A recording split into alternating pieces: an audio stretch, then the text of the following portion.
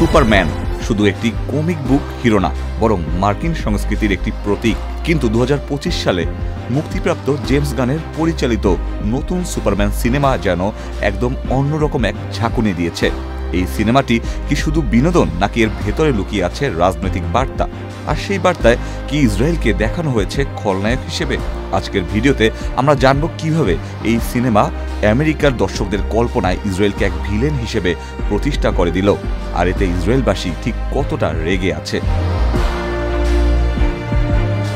সিনেমার প্লটে দেখানো হয়েছে বোরাভিয়া নামের একটি ধনী, ইউরোপিয়ানদের মতো দেখতে একটি শক্তিশালী দেশ এবং তাদের সামরিক শক্তি এবং যুক্তরাষ্ট্রের মিত্র হিসেবে তারা কাজ করে যাচ্ছে কিভাবে তার খুঁটিনাটি। তারা আক্রমণ চালাচ্ছে জারহানপুর নামের দরিদ্র ও দেখতে আরবদের মতো জাতিগোষ্ঠীর দেশে। শুধু গল্প বলার জন্য নয়, এই দুটো দেশের প্রতীকী ব্যাখ্যায় অনেকেই বলছেন বোরাভিয়া মানে ইসরায়েল আর জারহানপুর হলো ফিলিস্তিন। এলএমই সার্টিফাইড বিশ্বসেরা কপারে তৈরি ওয়ালটন কেবলস, যা আপনার স্থাপনাকে রাখবে সব সময় নিরাপদ। সুপারম্যান এখানে যুদ্ধ থামাতে আসে, শিশুদের বাঁচায়, যেখানে বোরাভিয়ার সেনাবাহিনীকে দেখানো হয় ভিলেন হিসেবে।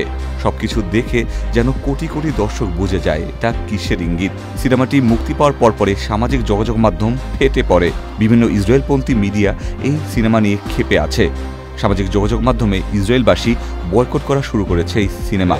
In effect, you illegally entered a country. This is how you're going to be? পরিচালক জেমস গান পরিষ্কার করে বলেন, আমি যখন এটি লিখছিলাম তখন মধ্যপ্রাচ্যের সংঘাত হচ্ছিল না, তাই আমি চেষ্টা করেছি কিছু ছোটখাটো পরিবর্তন করতে যাতে সেটা থেকে দূরে থাকে, কিন্তু এর মধ্যপ্রাচ্যের সঙ্গে কোনো সম্পর্ক নেই। কিন্তু আম জনতা সেটা মানতে নারাজ।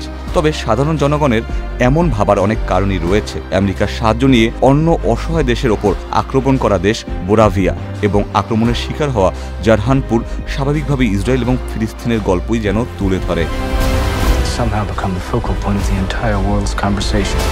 একসময় যেখানে সুপারম্যান ছিল নিছক আমেরিকার আদর্শের প্রতীক, এখন সে দাঁড়াচ্ছে অন্যায়ের বিরুদ্ধে, সেটা যতই মার্কিন মিত্র হোক না কেন। এটা বোঝায় বিশ্বজুড়ে নতুন প্রজন্ম এখন আর চোখ বুঝে ইসরায়েলকে ভিকটিম মনে করে না, বরং তারা প্রশ্ন তোলে কারা দমন করছে, কে কার জমি দখল করছে। সেই প্রশ্নগুলোই সুপারম্যান সিনেমা আজকের বিশ্বকে করতে বাধ্য করল। Ikhtiyar Ferdous, channel I.